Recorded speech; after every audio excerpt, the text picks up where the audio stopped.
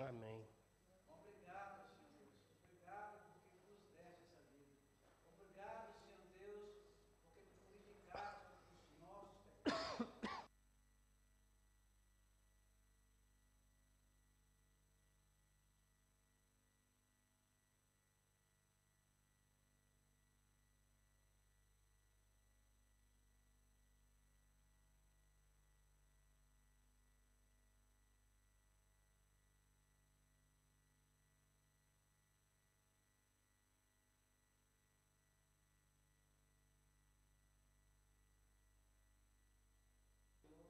Tudo é pela tua graça, pela tua bondade e para a tua exaltação. Louvado seja o nome do Senhor, hoje e eternamente, pois teu reino, o poder, a glória e a majestade para todo sempre seja louvado o Senhor. Amém. Amém. Amém. Obrigado, irmão. Bom, Lucas 18 tem uma coisa que nos chama muito a atenção. Se você perceber depois em casa, você pode estar vendo mais sobre isso. Mas Lucas 18 nos relata muito sobre os encontros que Jesus teve com as pessoas. Jesus se encontrando com as pessoas. Jesus fala sobre a parábola do fariseu e do publicano. Jesus fala sobre essa parábola, fala sobre as crianças, Jesus fala sobre o encontro desse homem rico, e ele falando com as pessoas acerca do encontro das pessoas com Deus, né? Ele explicando para as pessoas, falando a eles do que acontece quando você se encontra com Ele mesmo, né? Das bênçãos que você pode ter, ou da tristeza, no caso aqui do jovem rico, que pensou que tinha tudo, né? É o religioso, pensa que está salvo, mas está perdido. É o que pensa que está salvo, mas está perdido. Então esse é o que eu quero falar com vocês essa noite. Essa parábola é uma das poucas que ela é relatada nos 3 evangelhos. Tem aqui no evangelho de Lucas, tem no evangelho de Mateus, no capítulo 19, e tem no evangelho de Marcos, capítulo 10 também. Vocês sabem que esses 3 evangelhos, as mulheres aí vão saber bem isso. Os 3 evangelhos são chamados de evangelhos sinóticos, exatamente. Por que sinóticos? Porque eles são parecidos, exatamente. Então, tem muito a ver sobre isso, porque um foi lendo o que o outro já havia escrito, acrescentando mais algumas coisas, e aí saiu esses 3 evangelhos. Amém? Então, e nós sabemos também que cada pessoa, cada um de nós, temos uma certa necessidade peculiar. Alguns têm necessidade de saúde, outros têm necessidade de dinheiro, outros têm necessidade... Que necessidade aí que as pessoas podem ter? Que tipo de necessidade que você acha que você pode ter? Que bom, ninguém tem necessidade aqui? Emocional. O que mais? Tem necessidade de estar seguro, necessidade de segurança. Sim. O que mais? Glória a Deus, Cliff Oak Church não precisa de nada. Glória a Deus. Precisamos de Deus, com certeza somos necessitados de Deus. Isso com certeza, mas graças a Deus, ninguém está precisando de nada. Misericórdia, isso, Marcos. Obrigado, Marcos. Obrigado, Marcos. Então, se nós olharmos aqui para esse rapaz, a Bíblia diz que ele era um jovem rico, né? Então a gente diria que ele é um rapaz, talvez. Mas se nós olharmos para ele, nós podemos entender que ele não tinha dificuldade nenhuma, ele não tinha necessidade nenhuma, na verdade. Primeiro, ele era rico. Então, materialmente falando, ele tinha tudo. Segundo, diz a palavra que ele conhecia as Escrituras. Então, na cabeça dele e na cabeça dos que o rodeavam ali, ele tinha tudo. Não é isso? Mas por que ele veio até Jesus, será? Por que vocês acham que ele veio até o encontro de Jesus? Muito bem, muito bem. Talvez um dos motivos seria esse. Chegou perante Jesus e disse assim, olha, em outras palavras aqui parafraseando, eu sou bom. Eu dou esmola. Bom, eu sou rico, eu dou esmola, eu ajudo as pessoas, eu conheço o Antigo Testamento, eu conheço a palavra, então eu sou bom. Então ele talvez estava esperando um tapinha nas costas, né? Talvez era isso que ele estava esperando. Mas talvez também, em determinado momento da vida dele, ele caiu em si e viu que na verdade o que ele tinha não era suficiente, que faltava um algo mais. E esse algo mais ele veio buscar aos pés de quem? Do próprio. Então ele veio aos pés de Jesus e disse, bom, falta esse algo mais. Mas o que será que é esse algo mais? E Jesus disse para ele assim, deixa tudo que você tem e siga-me. O que ele fez? Rapidinho, largou tudo, vendeu tudo que tinha, deu tudo para os pobres e seguiu. Pois é. Era justamente o que faltava. E é assim que nós nos encontramos muitas vezes quando nós vamos aos pés de Jesus. Ou nós esperamos que ele dê um tapinha nas costas e diga para a gente, muito bem, meu servo bom e fiel. Ou nós nos colocamos perante ele e quando ele diz para nós o que nós devemos fazer, nós baixamos a cabeça e saímos entristecidos, porque não é o que a gente quer fazer. Essa é a verdade. Isso não é o que a gente quer fazer. Então é exatamente, essa parábola não é para o jovem rico, essa parábola é para nós. Essa parábola não é só para aqueles que ele estava ensinando lá atrás, essa parábola é para nós. Ok? Então seguiremos. Muitos hoje estão preocupados até com o destino eterno, né? Para onde eu vou? Quem é lá do interior, quem é de Minas ou do interior de São Paulo, fala, de onde que eu vim, para onde que eu vou? Né? Você fala, já ouviu falar isso? De onde que eu vim, para onde que eu vou? Você já, né? Ok? Então assim, e as pessoas se perguntam, para onde irei, afinal de contas? Quando essa vida acabar, quando essa vida terrena acabar, para onde eu vou? E as pessoas se perguntam, e na verdade eles querem sim ter uma vida eterna, tanto que eles buscam isso. Só que eles buscam em fontes ou em lugares diferentes. Alguns buscam, por exemplo, na devoção. Outros buscam em ajudar o próximo, em fazer filantropia, em dar esmolas. Eles buscam achando que a vida eterna é ganha com obras. Porque eu faço essas coisas, consequentemente Deus vai olhar para mim e vai ter um lugar separado para mim. Por quê? Porque afinal de contas eu sou bom, eu ajudo as pessoas, eu faço o bem para as pessoas, eu pago todas as minhas contas, eu amo os meus filhos, eu amo a minha esposa ou o meu marido. Quer dizer, eu faço só o bem, então não tem como eu ficar fora dessa vida eterna. Já ouviu alguém falando assim? Ou ainda, o meu Deus é a minha consciência. Que pior ainda. O meu Deus é a minha consciência, porque afinal de contas, repito tudo isso que eu disse, eu pago minhas contas, meus filhos, meus cachorros, não chuto cachorro na rua, dou comida para os gatos, faço tudo de bom, até para os periquitos eu tenho lá um negocinho de amendoim para eles virem comer, porque eu penso neles também, de tão bom que eu sou tão bom que eu tenho até orgulho de mim mesmo. E não é assim que acontece, não é disso que a Bíblia fala que você precisa para entrar no reino dos céus. Não é isso que nos dá essa entrada para o reino dos céus. E eu quero falar sobre isso essa noite. Agora, não é por isso que você vai deixar de fazer essas coisas. Porque na verdade, eu já disse isso antes e repito, o crente no Senhor Jesus, ele não faz boas obras para ser salvo. O crente no Senhor Jesus, ele faz boas obras porque ele é salvo. Sabe por quê? Porque por nós mesmos nós não fazemos boas obras nenhuma. É o Espírito Santo de Deus que atua em nós para que nós possamos fazer o bem e a glória seja de volta para quem? Para Ele mesmo. Como o Eduardo disse aqui há pouco, como o próprio Marcos orou aqui há pouco, toda a honra, toda a glória, todo o louvor sejam dadas a Ele. A Ele. Porque quando eu faço e não dou glórias a Ele, não devolvo a glória para Ele, é vanglória. Eu estou querendo glória para mim mesmo e é vanglória. Glória em vão. Não presta para nada. Então a glória tem que ser do Senhor. Amém? Para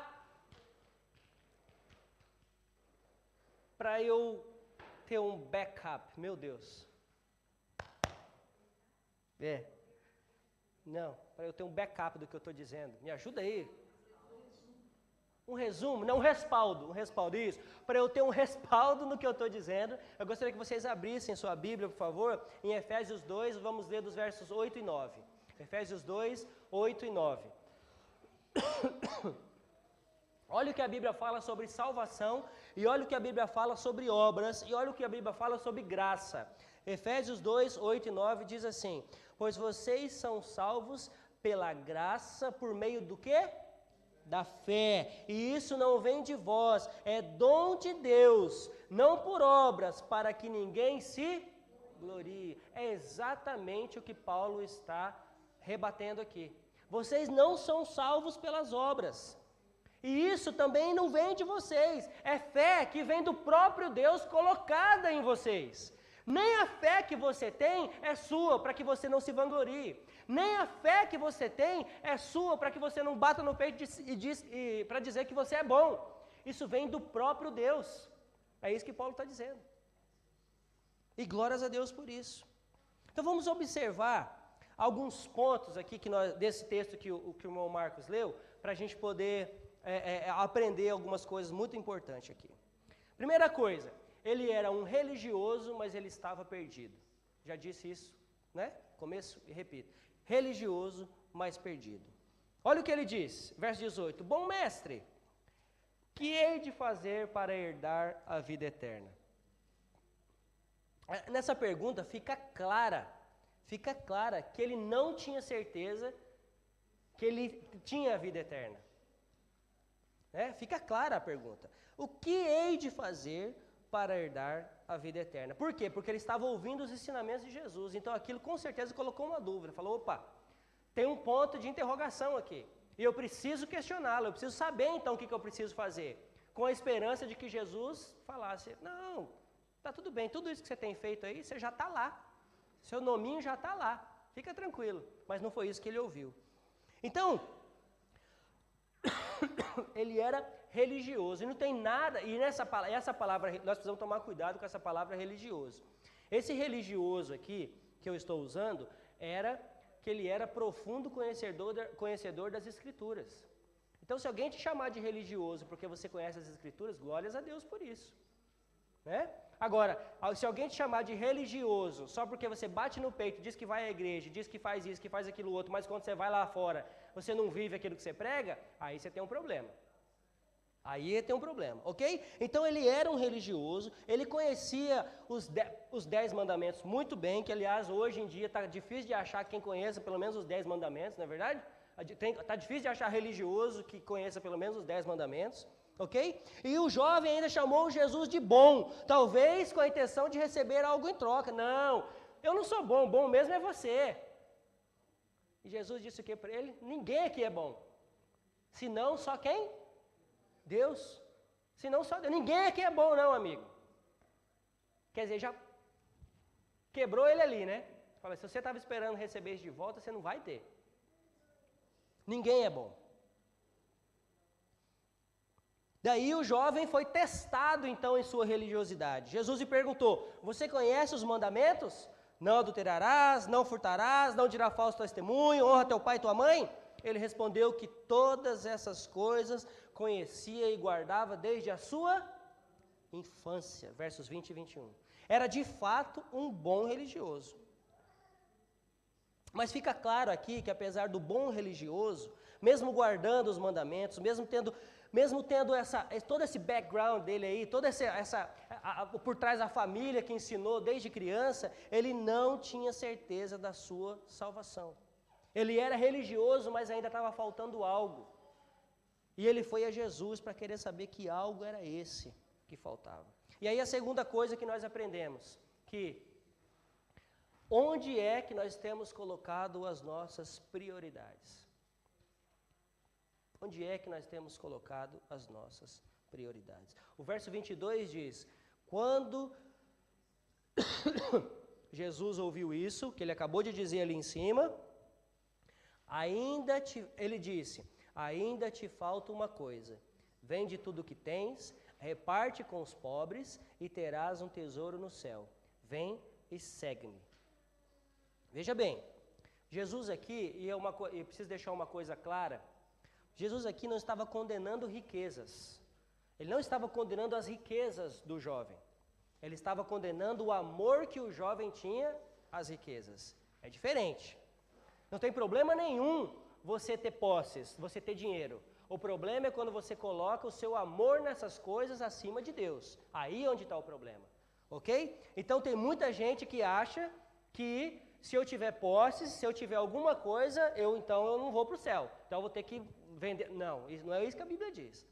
A Bíblia está dizendo que o problema não é o dinheiro, o problema é o amor a Ele. É problema quando você coloca o dinheiro, coloca as coisas que você tem acima de Deus. Aí é onde está o problema. E é exatamente o que ele estava fazendo. Jesus conhecia o coração dele.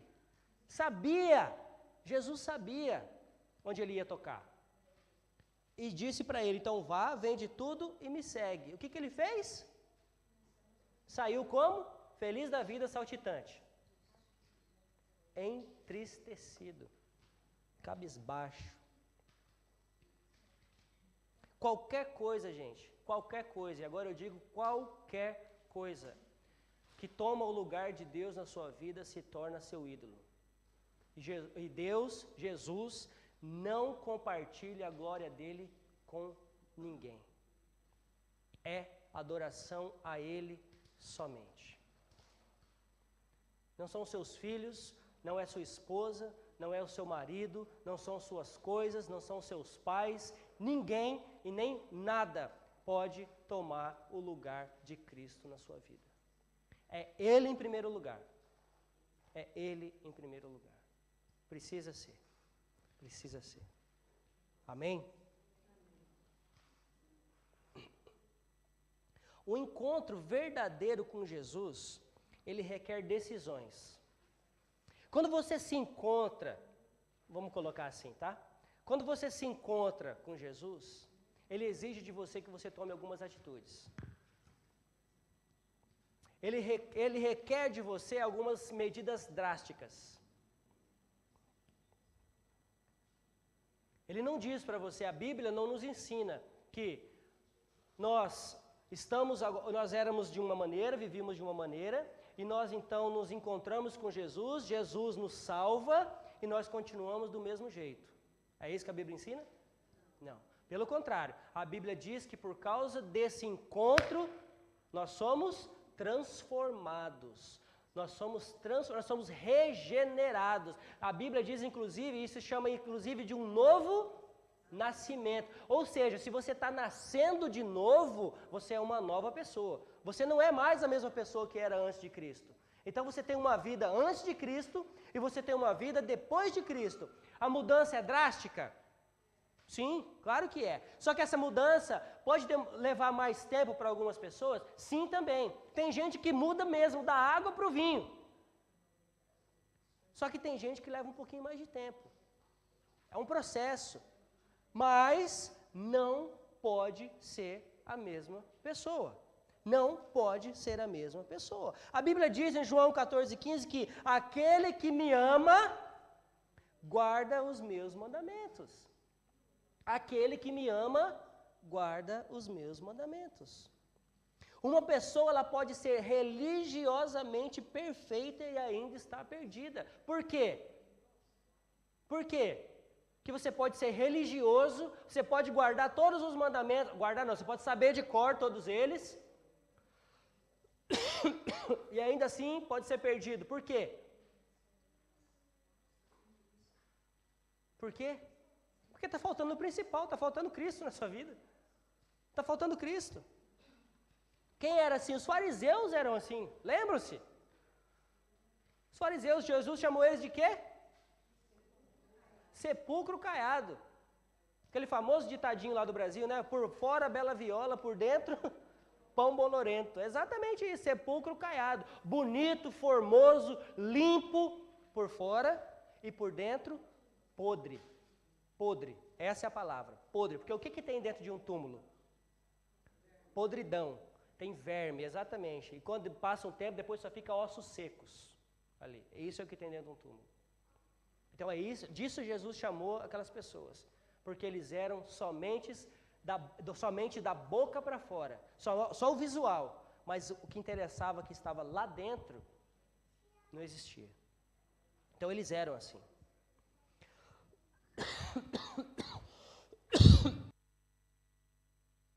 Bem, não há dúvida, não existe dúvida. E vou ser sincero para vocês, depois que eu me tornei pastor, eu tive muito mais certeza disso, de que muitos dentro da igreja, participando da igreja, participando de ministérios da igreja, pensam estar salvos, mas ainda estão perdidos. Muitos, não são poucos, muitos. Sabe por quê? Porque uma das primeiras coisas que nós vemos na vida do crente são os frutos. São os frutos. Não tem como uma árvore dar 2 tipos de fruto diferentes, tem?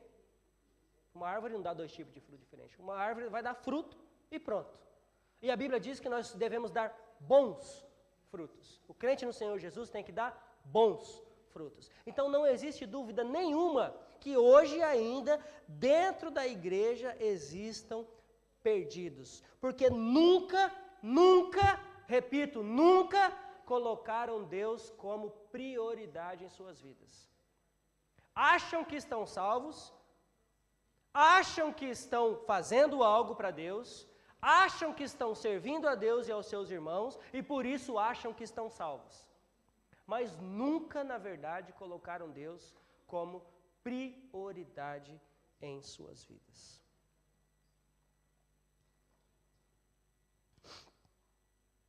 Terceira coisa. O jovem queria salvação, mas sem ter compromisso com Deus. Já viu isso? Já ouviu isso antes? Ele queria ser salvo, sem compromisso com Deus. Ele queria ser salvo, sem compromisso com Jesus. Ele queria ser salvo, mas não queria passar por essa humilhação de ter que doar tudo que ele tinha, de vender tudo que ele tinha, de doar para os outros, se despir daquilo tudo e colocar Jesus como centro da sua vida. Não tem como. Verso 23 diz: ouvindo isso, ficou muito triste, porque era muito rico. O jovem, talvez ele procurou Jesus com a intenção de resolver o seu problema espiritual. Essa era a intenção dele. Quando Jesus disse para ele o que ele precisava fazer, o problema espiritual dele piorou. Deve ter entrado em depressão, Paulo. Entrou em depressão, foi choramingar, falou: e agora, o que eu faço? Porque eu não vou fazer isso que ele falou. Eu não vou largar isso tudo. Acha que eu vou largar essa riqueza toda aqui para viver igual ele, andando descalço com essa sandália tudo suja, com esse povo tudo fedido perto dele aqui? Eu não vou fazer isso. Imagina a cena. Imagina a cena. No lugar que eles estavam, sol de 40 e tantos graus. O Alex foi lá perto esses dias. Né, Alex? 40 graus de noite. 40 graus de noite. Imagina isso, aquele calor insuportável, aquele povo tudo com fome, com sede em volta, e ele todo bonitinho, vestidinho, talvez cheirosinho, né? Vai saber.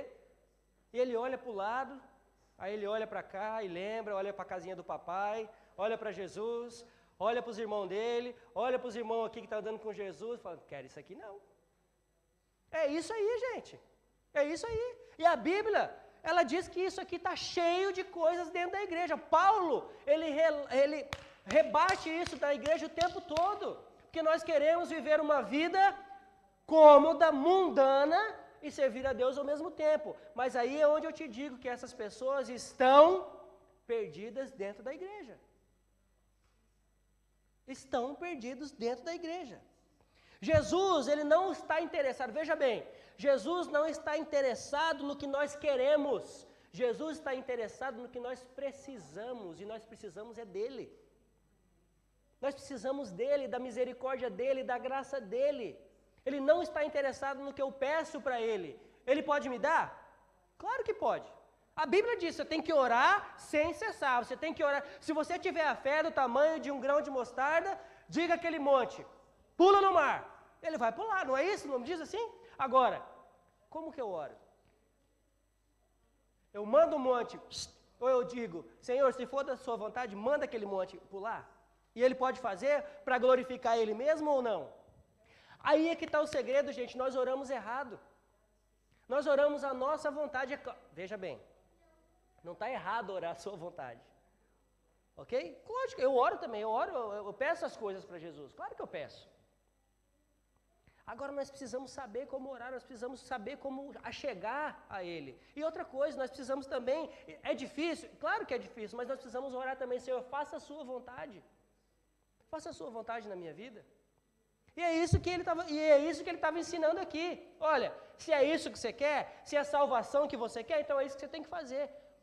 Mas então eu tenho que ser pobre para ser salvo? Não, você tem que tirar os seus olhos das coisas do dinheiro para ser salvo. E pôr os seus olhos em Cristo. É isso que ele está dizendo. Aí ele diz, mas então é mais fácil passar um camelo no buraco de uma agulha do que um rico ser salvo. E aí tem uns irmãos que falam, tá vendo? O rico nunca que vai ser salvo. Quando você já viu um camelo passando pelo buraco da agulha? Nunca vai ser salvo.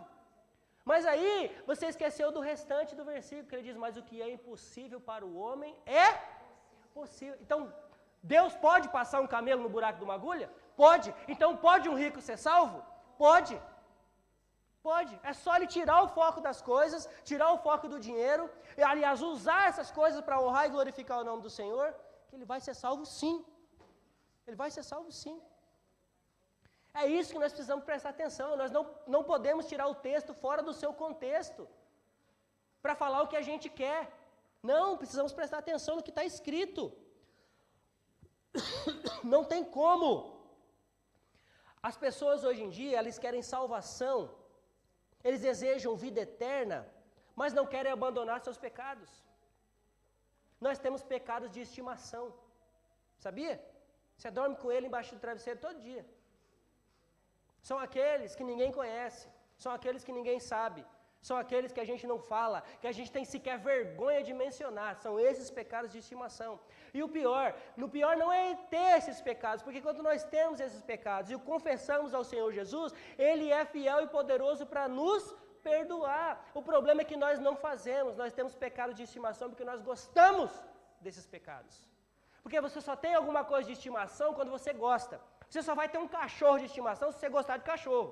Ou você é besta de levar um cachorro para dentro da sua casa só para te dar trabalho. Então, só que nós somos bestas o suficiente, bobos o suficiente para guardar o pecado de estimação. Aliás, não é que é bobo, é porque nós gostamos dele. Nós não queremos largar a mão dele. Nós não queremos nos afastar dele. Nós queremos ter salvação, nós queremos andar com Jesus, nós queremos que ele nos abençoe, mas nós não deixamos o pecado. Tem como? Tem como andar assim? Não dá. Não dá.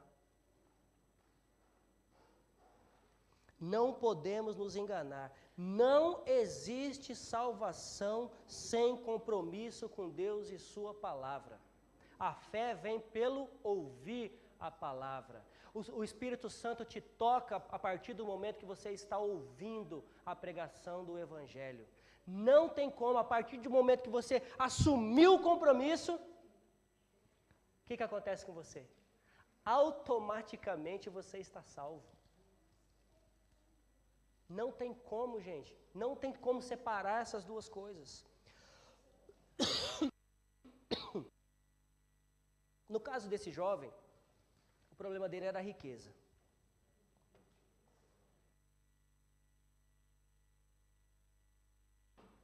O problema desse jovem era a riqueza.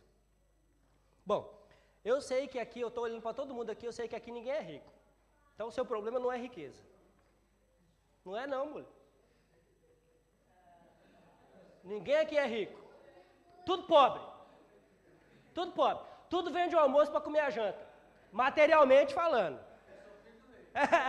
Já ouvi essa. Todo mundo aqui é pobre. Não é isso? Tem época aí que a gente literalmente vende o almoço para comer a janta. Senão não dá. Então esse não é o seu problema.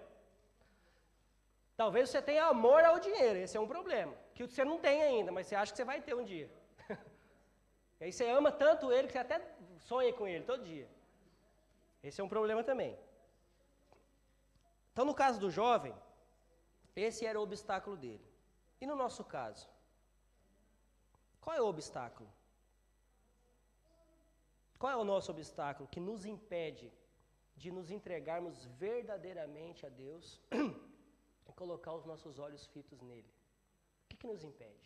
Qual é o pecado que tem nos impedido? Qual é o pecado? Responde aí para você mesmo agora, rápido, assim, ó. Você sabe, tem certeza que qual é o pecado que tem te impedido? Na hora, você vai saber na hora. Porque vem à sua mente na hora. Qual é?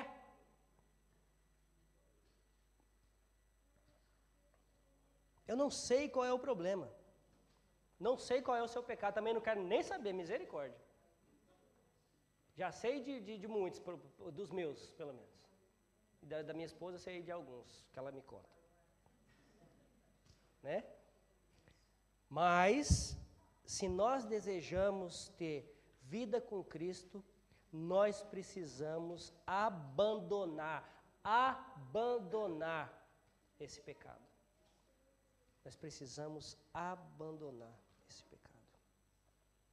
O que tem te impedido de se comprometer de uma vez por todas com Cristo? O que é que tem te impedido? Gente, a gente vê hoje altos e baixos assim na igreja, né? Tem mês que os irmãos estão tudo avivados, glória a Deus, aleluia, está todo mundo feliz. Aí no outro mês está todo mundo down. Aí de repente Deus faz alguma coisa e glória a Deus, aleluia. E geralmente é quando você recebe uma bênção. Você está feliz da vida. Só que quando vem as provações, Deus não está mais com você, Deus se esqueceu de você. Né? Deus se esqueceu. Eu acho que na verdade é você que se esquece de Deus. É nós que esquecemos de Deus. Porque mesmo nas provações, a Bíblia ensina que nós temos que fazer o quê? Louvar o Senhor. Louvar o Senhor. Não é fácil, eu sei que não é. Mas nós temos que louvar o Senhor. Lembra-se da série de mensagens que eu fiz em 1 Pedro? Todo sofrimento do crente, toda provação do crente tem caráter pedagógico. Obrigado, Carol. Pedagógico, didático. Sempre, sempre. Nada é em vão. Quarta coisa. Quem poderá então ser salvo? Quem? Quem poderá nos ajudar?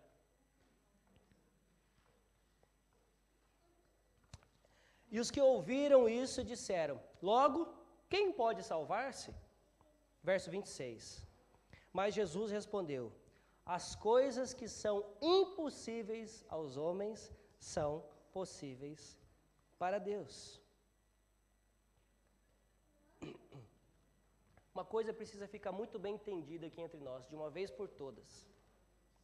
A salvação nunca dependeu, não depende e nunca vai depender de mim. A salvação depende do Senhor. Ele é que nos salva. Ele nos amou primeiro, Ele entregou o seu Filho para que todo que nele crê não pereça, mas tenha. Tudo vem dele. Até a fé que nós temos vem dele, a graça vem dele, a salvação vem dele, tudo que nós temos vem dele, o dinheiro que você tem vem dele, o trabalho que você tem vem dele, o cabelo que você penteia vem dele, que o meu está caindo, by the way, está levando de volta, não sei porquê, mas o que eu estou dizendo é, tudo que nós temos, tudo que nós somos vem dele. Nada é meu. Nem o filho que você tem é seu. Seu filho é dele. Porque foi ele que te deu. Você só está cuidando enquanto você está vivo. Nem os seus filhos são seus. Se você crê no Senhor como seu Salvador. Se você não crê assim, você acha que o seu filho é seu. Você acha que o seu filho é seu. E aí você bate no peito, ainda parece uma galinha choca. E, não, isso aqui é meu, ninguém mexe. Só que ensinar a palavra que é bom não ensina não. Ensinar a andar nos caminhos do Senhor que é bom não ensina não. Mas enche de tranqueira, enche de gadgets. De Nike, de sei lá o quê. Aí é que está. Aí é que está. Quando nós temos a consciência de que tudo que nós temos é dele, a glória retorna para ele. Quando nós temos a consciência que até os nossos filhos são dele, nós vamos pensar de maneira diferente acerca deles. Sabe por quê? Porque nós vamos estar preocupados com a salvação deles também. Porque não é porque você é salvo que o seu filho também é. Não é porque você é salvo que o seu esposo também é. Não é porque você é salvo, não é por osmose, viu? Salvação não é por osmose. Salvação é relacionamento pessoal. Salvação é pessoal. Amém? Não é porque você é salvo que se você tocar no irmão do lado, o outro está salvo também. Não, não. Não funciona assim, não. Salvação é relacionamento, é conhecer a Cristo.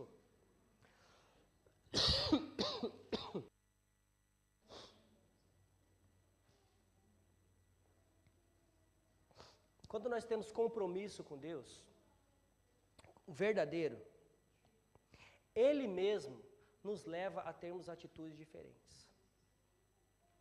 Está vendo como a glória é sempre dele? Está vendo como a glória é sempre dele?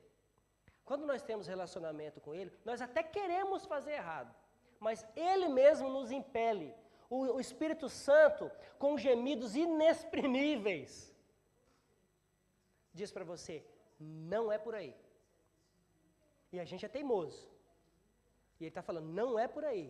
E a gente é teimoso. Não é por aí. Aí a gente volta. A gente volta. Quando você tem um relacionamento íntimo com o Senhor Jesus. Agora, quando eu estou meia boca, eu estou indo aqui e o Espírito Santo está falando, não é por aí. Eu falei, eu sei, mas tá tudo bem. Olha, não é por aí. Eu estou sob controle. Olha, não é por aí. Você acha que eu não sei o que eu estou fazendo? Já ouviu isso? Já ouviu isso? Os adolescentes são mestres nisso, não são? Quando você vai falar para eles assim, filho, filha, não faz assim. Eu sei, mãe.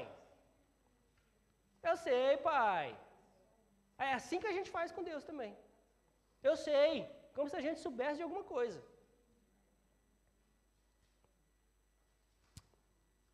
O crente comprometido vive a fé e proclama a fé. O crente comprometido vive a fé e proclama a fé. O crente comprometido proclama a fé e vive a fé que ele proclama. Para ficar ainda melhor. Todas as pessoas comprometidas com Deus têm a promessa de recompensa do Senhor. Olha que coisa linda, versos 28 a 30. Então disse Pedro, eis que nós deixamos tudo e te seguimos. E Jesus lhe disse, na verdade vos digo, que ninguém há que tenha deixado casa, pais, irmãos, ou mulher, ou filhos pelo reino de Deus, e não haja de receber muito mais nesse mundo e no mundo vindouro, a vida eterna. A vida eterna. Ninguém, todas as pessoas comprometidas com Deus têm promessa de recompensa no Senhor.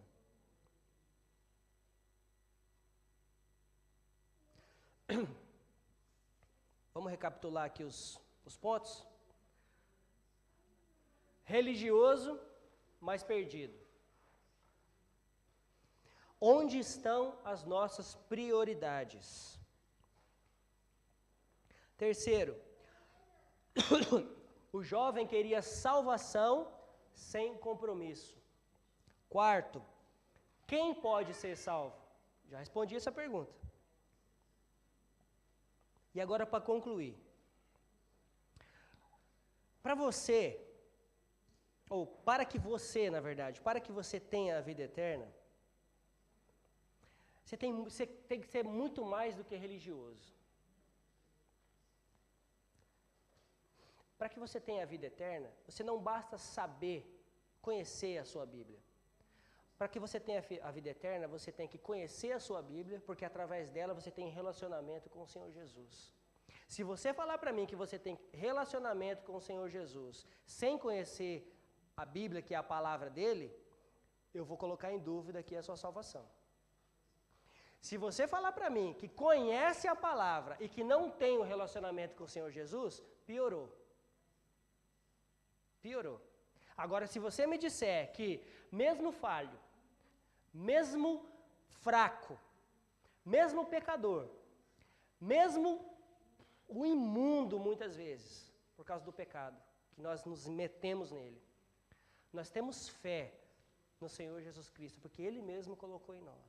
E nós temos tentado, dia após dia, viver de maneira digna do Senhor. E que nós temos tentado, dia após dia, abandonar esse pecado e não ficar nele. Não ficamos brincando de religiosidade, não ficamos brincando de servir na igreja, não estamos brincando de crente. Aí nós estamos juntos. Estamos no mesmo barco. Porque pastor não está isento de nada. Pastor não está isento de nada. Pelo contrário, parece que o trem é pior.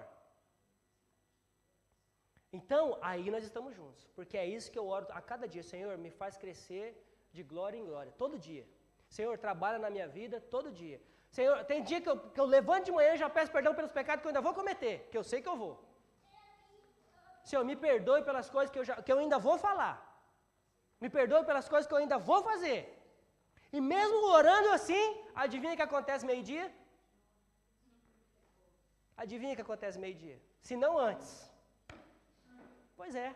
É isso aí, gente. Então, o que eu estou dizendo para você, o que eu estou querendo colocar para você é que não tem que ter vida perfeitinha. Na verdade, você não vai ter nem que você queira. O que eu estou dizendo para você é que de uma vez por todas, nós precisamos parar de brincar de ser crente. Nós precisamos parar de brincar de ser religioso.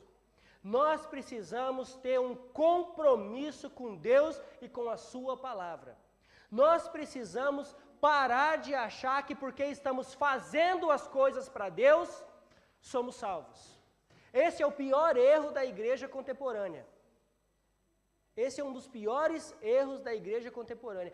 Achar que porque está dentro da igreja, achar que porque está servindo, achar que porque está dizimando, achar que porque está fazendo tudo isso, está salvo. Porque na verdade não tem compromisso algum com o Senhor Jesus.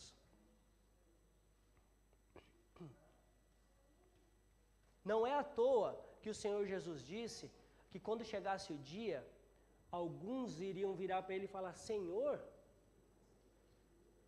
ele diria o que para eles? Aparta de mim, não te conheço. Senhor, eu preguei no seu nome, eu curei no seu nome, eu fiz tudo no seu nome. Mas ele diz o quê? Nunca vos conheci.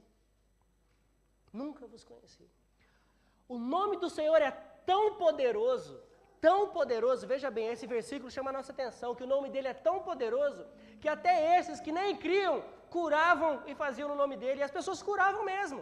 Por quê? Porque o poder não estava na pessoa, o poder estava no nome de Jesus. O poder não está em mim, o poder está no nome de Jesus.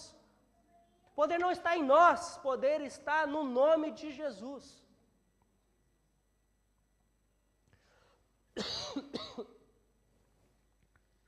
Quem dá prioridade a Deus e assume compromisso com Ele, está pronto para fazer a sua vontade. Estaremos prontos para fazer a vontade dEle quando nós nos comprometemos com Ele. Caso você tenha escorregado nesse decorrer aí, eu te convido para pensar nisso hoje. Reassuma esse compromisso com Ele hoje. Quer momento mais propenso para isso? Do que participar da ceia do Senhor? Caso você tenha escorregado, caso você tenha saído um pouquinho do trilho, que tal você repensar a sua vida hoje, fazer a sua oração perante o Senhor, pedir perdão para Ele mais uma vez e se reconciliar com Ele de uma vez por todas, e que seja de uma vez por todas em nome de Jesus? Porque é um tal de reconciliar, cair, reconciliar, cair, reconciliar, cair, reconciliar, cair, que pelo amor de Deus, isso parece mais é que você nunca teve. Então vamos de uma vez por todas colocar o Senhor como prioridade em nossas vidas. Retire do seu coração qualquer coisa que você sabe que esteja te atrapalhando de obedecer a Jesus. Deixe tudo por Jesus. Tudo por Ele. Lembra quando Jesus encontrou com Pedro? Lá em Lucas capítulo 5. Lucas capítulo 5. Vou parafrasear aqui, tá bom? Pedro chega da pescaria, pescou a noite inteira, não pegou nem uma sardinha. Aí Jesus chega para ele e fala o que para ele? Você conhece a história? Vai, me ajuda. Hã? O que você acha que Pedro pensou? Pedro deve ter pensado assim: Senhor, pesquei a noite inteira, estou cansado. E outra coisa, profissional aqui sou eu, né? Eu sou profissional, eu sou pescador, eu vivo disso. Mas, o que Pedro respondeu para ele? Porque o Senhor está falando, eu vou fazer. E adivinha o que aconteceu? Adivinha o que aconteceu? Por quê? Porque ele simplesmente obedeceu. Ele não hesitou, ele não retrucou, ele não perguntou por quê, ele não bateu no peito e falou que era profissional, ele não falou que estava cansado, ele simplesmente obedeceu. Obedeceu. E aí, naquele momento, Jesus vira e fala para Pedro o quê? A partir de hoje, Pedro, você não será... Essa aí foi a sua última pescaria farta de peixe. Porque a partir de hoje eu te farei pescador de homens. O que Pedro será que ele pensou? Falou, aí pronto, Jesus agora vai jogar um monte de homem aqui para me jogar a rede. Imagina se ele entendeu isso. Não deve ter entendido. Depois talvez a ficha caiu, né? Depois dele ter negado, depois de Jesus ter sido crucificado, aliás, depois de Jesus ter sido crucificado, aí quando Jesus já ressurreto, Jesus o chama, caiu a ficha. Era isso que ele estava querendo dizer. Era isso que ele estava querendo dizer. Tá vendo como durou um tempinho aí? E olha que Pedro andava com ele, hein? Estava com ele, viu tudo. Estava com ele, imagina nós. Mas uma coisa muito importante, Pedro obedeceu. O que tem nos tirado, gente, da presença do Senhor? O que tem nos impedido de obedecer o Senhor e a sua palavra? É nisso que nós precisamos pensar. Abram suas Bíblias comigo. Romanos 6.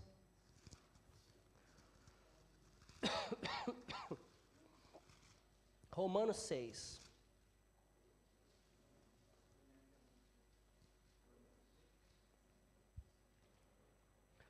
Romanos 6, de 1 a 7. Olha o que está no subtítulo aí. Mortos para o pecado, vivos em Cristo. Que diremos então? Continuaremos pecando para que a graça aumente? É isso? Porque a Bíblia nos ensina que se você pecar, você tem que pedir misericórdia e a graça de Deus, a graça do Senhor Jesus te perdoa. Não é isso? Que diremos então? Podemos continuar pecando então, porque onde abundou o pecado, é isso que a Bíblia está dizendo? Mas é assim que nós agimos, que nós vivemos, não é? Não parece que é assim? Afinal de contas, onde abundou o pecado, superabundou a graça do Senhor. Então, vou continuar pecando, porque amanhã eu peço perdão. Amanhã eu peço de novo, porque aí depois da manhã eu vou pecar de novo. Que diremos então? Continuaremos pecando para que a graça aumente? De maneira nenhuma. Nós, os que morremos para o pecado, como podemos continuar vivendo nele? Ou vocês não sabem que todos nós que fomos batizados em Jesus Cristo, fomos batizados em sua morte, presta atenção nisso, nós somos batizados na morte do Senhor Jesus. Para que o meu pecado e o seu fosse perdoado, precisou existir morte. Então, como que nós podemos continuar vivendo nele? E te digo uma coisa, se continuarmos vivendo nele, quem vai morrer somos nós. E vai ser morte eterna. E não tem salvação. E não tem volta. E não tem segunda chance, viu? Não tem segunda chance.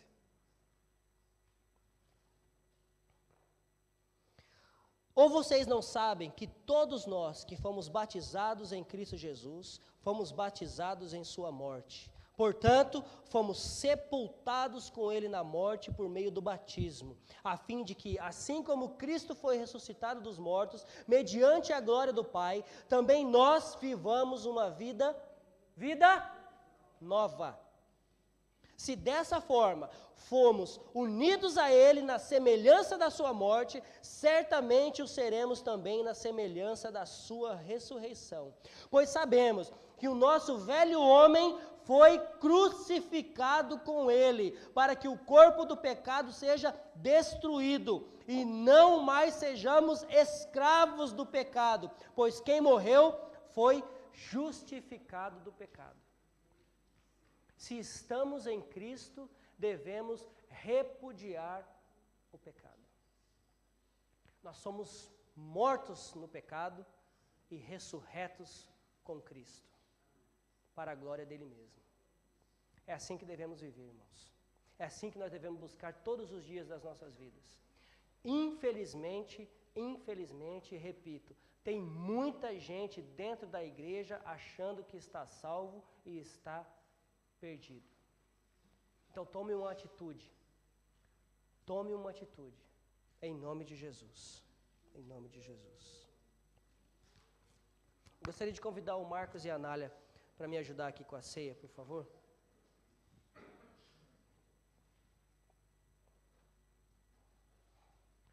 Gostaria que você tirasse um momento de meditação agora.